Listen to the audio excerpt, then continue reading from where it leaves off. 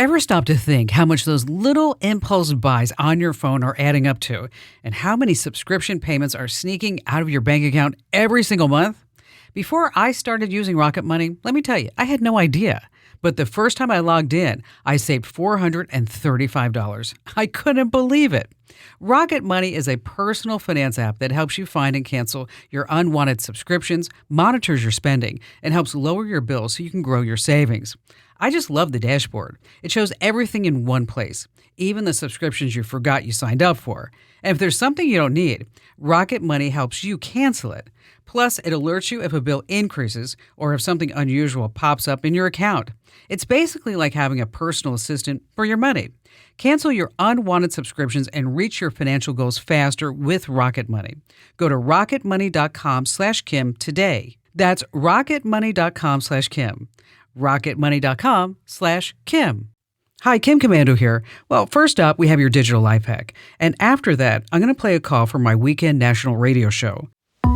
This Veterans Day, we offer our deepest respect and gratitude to the men and women of our military. Their selflessness and commitment to our country are a debt that we can never fully repay. I'm Kim Komando for Oracle. In business, you can have better, cheaper, and faster with Oracle Cloud Infrastructure. Try OCI for free at oracle.com/Kim. A veteran's most enduring legacy is their story, and technology provides an incredible way to preserve it. The Library of Congress's Veterans History Project gives a permanent digital home to our veterans' voices. It was created so future generations can hear directly from those who served and understand the true price of freedom. It relies on volunteers, family, friends, you, to record an interview, capture their voice, their letters, their memories for all time. Visit loc.gov and search Veterans History Project to save a story. That's loc.gov, because every one of our veterans' stories and service is a national treasure. Coming soon is my Christmas cash giveaway. Sign up right now to win at getkim.com. Next up, a call from my weekend show, The Kim Komando Show. Enjoy. In business, they say you can have better, cheaper, or faster, but you only get to pick two. What if you could have all three? That's exactly what Cohere, Thomson Reuters, and Specialized Bikes have since they upgraded to the next generation of the cloud, Oracle Cloud Infrastructure. OCI is the blazing fast platform for your infrastructure, database, application development, and AI needs, where you can run any workload in a high-performance environment and spend less than with other clouds. How's it faster? OCI Block Storage delivers more operations per second. Cheaper, up to 50% less for compute, 70% less for storage, and 80% less for networking. Better, in test after test, customers report lower latency and higher bandwidth versus other clouds. This is the cloud built for AI and all your biggest workloads. And right now, with zero commitment, try OCI for free. Just go to oracle.com/Kim. That's oracle.com/Kim, oracle.com/Kim. This episode is brought to you by Netflix. This Monday night, witness the end of an era. John Cena takes center stage for his final appearance ever on Monday Night Raw. One last match, one unforgettable farewell. Come celebrate the legacy of a true WWE legend. Monday Night Raw, November 17th at 8 p.m. Eastern Time, 5 p.m. Pacific Time, only on Netflix. Be there for the moment everyone will be talking about. Tom in Philadelphia. Hi, Tom. Hi, Kim. How are you today? Wonderful. Little background. I've watched my share of World War II footage over the years. I had a couple of uncles who fought in the war, and I'm always shocked how the people who saved half of the world or more were basically our grandfathers and our uncles, just normal guys. And when I watch this old footage, I'd always think, like, that'd be neat if I saw one of my uncles on there. Well, now with the advent of the facial recognition software, it got me wondering, is anybody out there trying to connect, identify those guys and connect that footage with their descendants so that these people could say, hey, there's Grandpa disembarking. And I Googled it a little bit. I can't seem to see anything out there. So I guess my first question would be, is it technologically possible, or is there some good technological reason why this isn't being done? Wow. It's a really interesting question. And something that I've thought of, because when you see the faces of the World War II, World War I soldiers, I mean, they're babies. I mean, young men, 16, 17, 18 years old. And unfortunately, during that time, not everybody had a photograph of themselves, right? Not like it is today where we take 23 pictures of our salad and say, there it is, Right. we're a selfie. Now, that said, it's not impossible. And I think that technology can make it even more possible, especially with AI, because we can do a lot of cross-matching that maybe wasn't physically possible in the past. But we also are dealing with pretty bad resolution and lighting and, anything that would instantly say, oh, that's Tom Jones or Jane Smith or whoever that may be.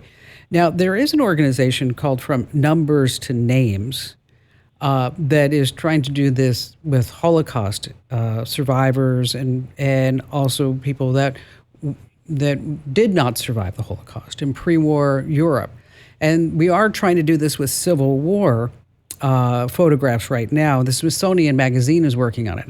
I think they're working on something with World War II. I remember seeing something cross my desk about that. But I think it's only a matter of time before we can do this. Having it accessible right now where you could go in and say, here's a picture of my dad in the Korean War. And this is, I want to see what he, where he was in any of these photographs. We're not quite there yet. But I'm sure that there's an organization working on this. I know that there's also some effort, I believe out of Louisiana, where you can mail in pictures of any soldier in your family, copies of it, and where they're trying to connect some of the dots. But they'll take any photograph that you have, any photograph, as long as you can say who that is, so that they can help connect the dots. You know what? Let me do some research about this, and I'll put it in a newsletter. You get the newsletter, right? Yes. Okay. So Now, the one thing on the pictures, I was thinking, a lot of these guys enlisted just for that war, and they have, you always see when they show a guy, they'll always show for sure his military picture, and I assume that was taken within a year or two, of when he would have been in this footage, but that wouldn't be good enough as a picture. It might be. It certainly might be, especially because with AI we can fill in all the blanks. But there is a strong movement, especially because we don't have too many World War II vets around anymore, right? And then Korea, and then Vietnam, and so there is some efforts moving forward, and also because so many people are into genealogy right now too. Yes. Did you ever hear the story when I went to Normandy? Did I ever tell you that? No. Okay. No.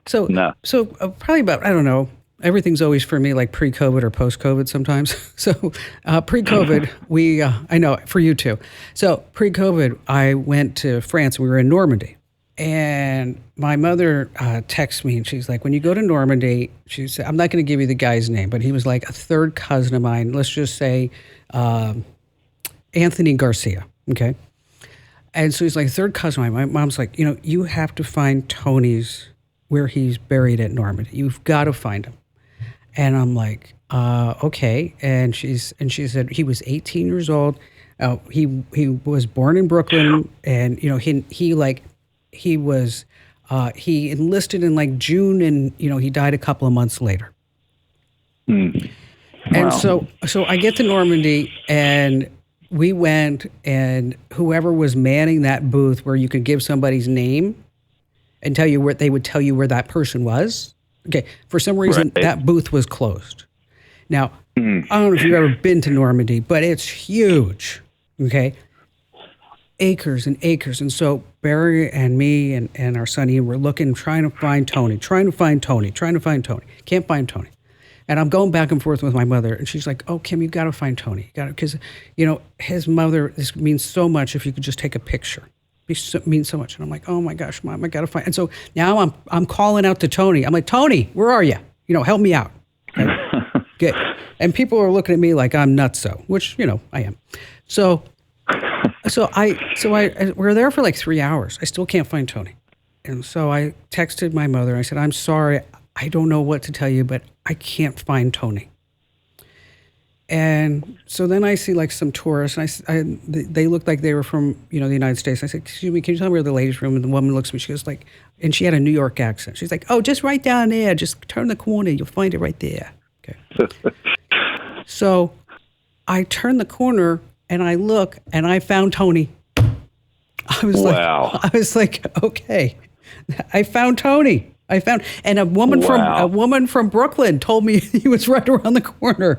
So anyway, so it's wow. I know, it's like really, and so I got the picture and brought it home, and my mom sent it off to whoever that was in the family, and yeah, our vets. Gosh, what a war that was. And we will. I'm going to write about this in the newsletter. So if you're not already getting the newsletter, make sure that you sign up over at getkim.com. Hey, join over 650,000 folks who get my free newsletter every single morning. You're going to love it. It takes just 5 minutes to stay up to date on everything that's happening in the tech world. Get the current newsletter. Sign up now at getkim.com.